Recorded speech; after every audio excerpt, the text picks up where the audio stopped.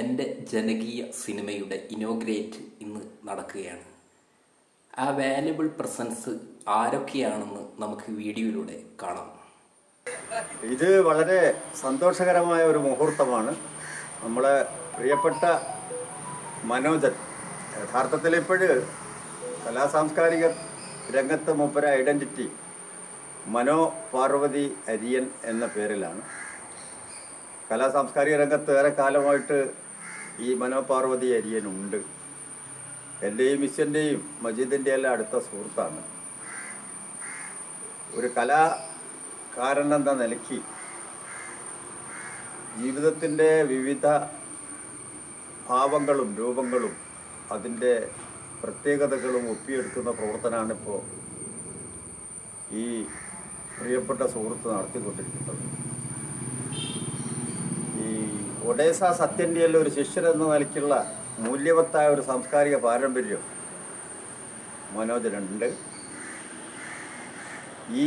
ഇപ്പോഴ് മനോജൻ എടുത്തിട്ടുള്ള ഒരു പ്രധാനപ്പെട്ട ഒരു തീരുമാനം, കേരളത്തിലെ മുഴുവൻ ജില്ലകളും 14 ജില്ലകളിലും പര്യടനം നടത്തി ആ ഓരോ പ്രദേശത്തെയും മനുഷ്യരുടെ സ്വഭാവ വിശേഷങ്ങൾ പഠിക്കുകയും മനസ്സിലാക്കുകയും അത് ഫിലിമിൽ പകർത്തുകയും അങ്ങനെ ഒരു 1.5 വർഷം കൊണ്ട് ഒരു തിയേറ്റർ സിനിമ എന്ന സങ്കല്പത്തെ സാക്ഷാത്കരിക്കുകയാണ് മനോജൻ്റെ ആഗ്രഹം. അത് തീർച്ചയായും ഒരു പുതിയ വേറിട്ട ഒരു ചിന്തയാണ്, അതിൻ്റെ ആവിഷ്കാരമാണ്. കാരണം ഇങ്ങനെ സംസ്ഥാനത്തൊട്ടാകെ സഞ്ചരിച്ച് ഒരു സിനിമ പിടിക്കുന്നു എന്നുള്ളത് അത് വേറിട്ട ഒരു അനുഭവം തന്നെയാണ്.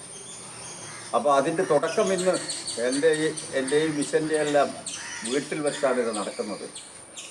മജീദ് അതിൽ സാക്ഷിയാണ്.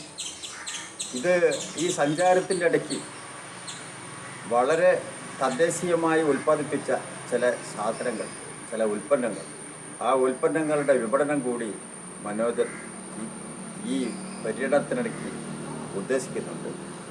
അതിന് എല്ലാവരുടെയും സഹകരണം വേണം. അത് വളരെ തുച്ഛമായ വില വരുന്ന മൂല്യവത്തായ ചില ഉൽപ്പന്നങ്ങൾ കൊടുത്തുകൊണ്ടാണ് മനോജൻ അത് നടത്തുന്നത്. തീർച്ചയായും ഈ ഒരു വളരെ ത്യാഗം സഹിച്ചുകൊണ്ട് നടത്തുന്ന ഈ കലാസപര്യയ്ക്ക്, കലാപ്രവർത്തനത്തിന് ഞങ്ങളുടെ എല്ലാം തന്നെ ഹൃദയം നിറഞ്ഞ ആശംസകൾ അർപ്പിക്കുകയാണ്.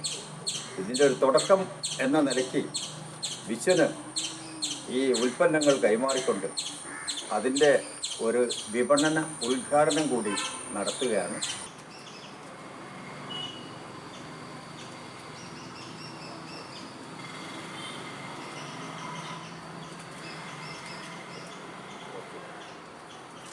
മനോ പാർവതി അരിയൻ ഒരു വലിയ സംരംഭത്തിനാണ് മുന്നിട്ടിറങ്ങിയിരിക്കുന്നത്.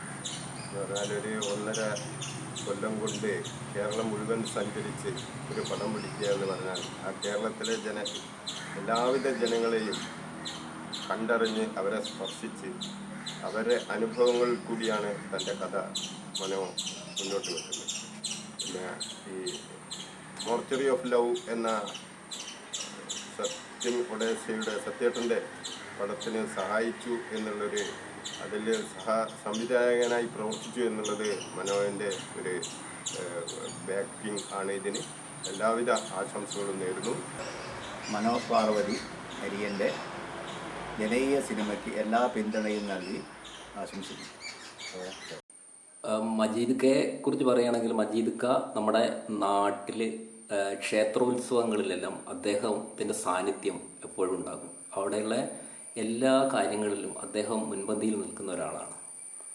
ഈ വീഡിയോയിൽ നിങ്ങൾ കണ്ട കുഞ്ഞബ്ദുള്ള സാറും വിഷൻ സാറും മജീദ്ക്കയും പിന്നെ എരവട്ടൂരിൽ രാഷ്ട്രീയ പൊളിറ്റിക്കൽ ആക്ടിവിറ്റീസിൽ, അതായത് രാഷ്ട്രീയ പ്രവർത്തനത്തിൽ CPIM-ൻ്റെ ഒരു ഉയർന്ന നേതാവായ ബാലൻ മാഷ്, അദ്ദേഹവും ഒക്കെയാണ് എരവട്ടൂരിൽ എൻ്റെ ഒരു ചെറുപ്പകാലങ്ങളിൽ എനിക്ക് കാണാൻ പറ്റിയത്. കലാരംഗത്തേക്കെല്ലാം ഇവരാണ് കുട്ടികളെ ആ സാംസ്കാരിക രംഗത്തേക്ക് കൊണ്ടുവന്നിരുന്നത്. ഇത്തരം ആൾക്കാർ മുൻപന്തിയിൽ നിന്നുകൊണ്ടാണ് അന്ന് പ്രവർത്തനം നടന്നിരുന്നത്.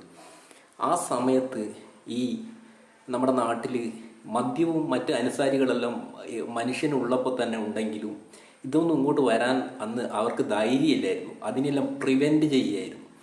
ഇന്ന് ഇത്തരം ഈ ബാലമാഷ്, കുഞ്ഞബ്ദുള്ള സാർ, വിശ്വസാറ്, ഇവർ മജീദ് ഖാൻ, ഇവരെ പോലുള്ള ആൾക്കാർ എന്തോ ഒരു ചെറിയൊരു അഭിപ്രായ വ്യത്യാസം. ഇവർ നിസ്വാർത്ഥ സേവനം ചെയ്തു വരുന്ന ആൾക്കാരാണ്. ഞാൻ കണ്ടിട്ടില്ല, സ്വാർത്ഥരല്ല, നിസ്വാർത്ഥ സേവനം ചെയ്യുന്നതാണ് ഞാൻ ഈ പറഞ്ഞ 4 പേരും. പക്ഷെ അവർ എന്തോ ഒരു അഭിപ്രായ വ്യത്യാസത്തിൻ്റെ പേരിൽ ചെറുങ്ങനെ അകന്നതായിട്ട് എനിക്ക് തോന്നിയൊരു കാര്യമാണ്. അതിനുശേഷം എൻ്റെ നാട്ടിൽ വലിയ രീതിയിലൊന്നും ഇതുപോലെയുള്ള കലാരംഗത്തുള്ള പ്രവർത്തനങ്ങളൊന്നും ഇല്ല. കുട്ടികളെല്ലാം ഇപ്പോഴുള്ള പുതിയ തലമുറയിൽപ്പെട്ട കുട്ടികൾക്ക് അറിയില്ല. പുതിയ തലമുറയിൽപ്പെട്ട കുട്ടികളെ ചെറുപ്പകാലത്തൊക്കെ എനിക്ക് അവരെ അറിയാൻ നല്ല കുട്ടികളാണ്, മിടുക്കന്മാരായ കുട്ടികളാണ്. പക്ഷെ അവർ മുതിർന്ന് വന്നപ്പോൾ അവരിപ്പോൾ ലഹരീൻ്റെ ഭാഗങ്ങളിലേക്ക് ഇറങ്ങിയിട്ടുണ്ട്. നമുക്ക് എൻ്റെ നാട്ടിൽ കാണാൻ പറ്റിയതാണ്.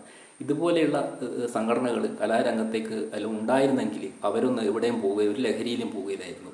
നല്ലൊരു ഭാവി, നമ്മൾ ഒരു അച്ഛനമ്മയും ഒരു സ്വപ്നം കണ്ട ഭാവി അവർക്കുണ്ടാകുകയായിരുന്നു. ഇനിയെങ്കിലും ഇതൊക്കെ ഈ വെറുപ്പ്, വിദ്വേഷമൊക്കെ എന്തോ ഞാൻ മനസ്സിലാക്കിയതാണ്. എനിക്ക് മനസ്സിലാക്കാൻ പറ്റിയ ഒരു കാര്യമാണ്.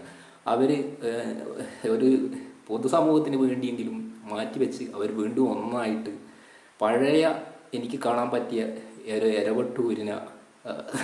ഇരവട്ടൂരിന് വേണ്ടി ഒന്നാകണമെന്ന് ഞാൻ അപേക്ഷിക്കുകയാണ്. പിന്നെ എൻ്റെ സിനിമ 1.5 വർഷം സമയമെടുക്കും. ഞാനിങ്ങനെ ഈ പ്രൊഡക്റ്റ്, ഇന്ന് ഉദ്ഘാടനം ചെയ്ത പ്രൊഡക്റ്റുകൾ വിൽപ്പന നടത്തുന്നുണ്ട്. അതിൻ്റെ ബെനിഫിറ്റാണ് ഞാൻ എൻ്റെ സിനിമയ്ക്ക് വേണ്ടിയിട്ട് ക്യാപിറ്റലായിട്ട് കണ്ടെത്തിയത്. അപ്പം മറ്റൊരു വീഡിയോയുമായി വീണ്ടും കാണാം. ബായ്.